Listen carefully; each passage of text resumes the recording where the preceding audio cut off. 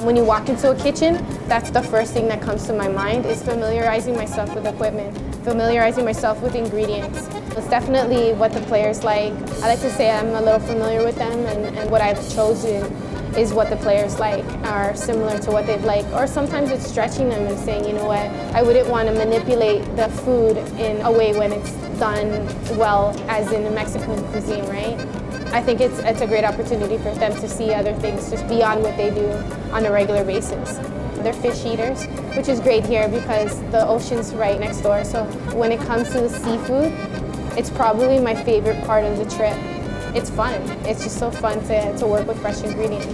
I think any chef would tell you that. So right now I'm just putting a rub on to just give it some flavor. Paprika and a bit of ground garlic, some pepper and some onions. This kind of paprika, they get it more from South America. So that's the kind of luxury of just coming to a place like this. And even though they're the same typical ones, it's depending where they get it from is actually what changes the flavor also. Like I wouldn't typically get a grill like this.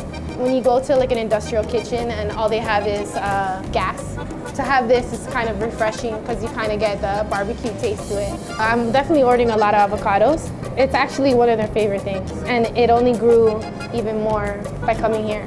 But now they want it for breakfast, and yeah, it's not the same thing. I mean, it's avocado, but it's not from Mexico, right? It's not like having it fresh from here.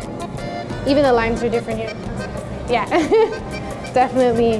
You can get a lot more out of it. Normally, they'll have a crusher with stone, but these avocados are so fresh that it's just so much easier to kind of do it.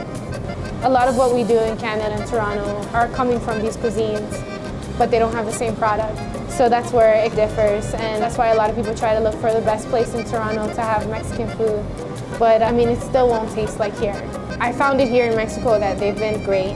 They've been very helpful, willing to help at any moment, always offering their services and always being ready to just help. They want to be a part of it, and I think that's what's great about the culture. Cooking is cooking, and everyone does it pretty similar around the world, just with their own twist on it.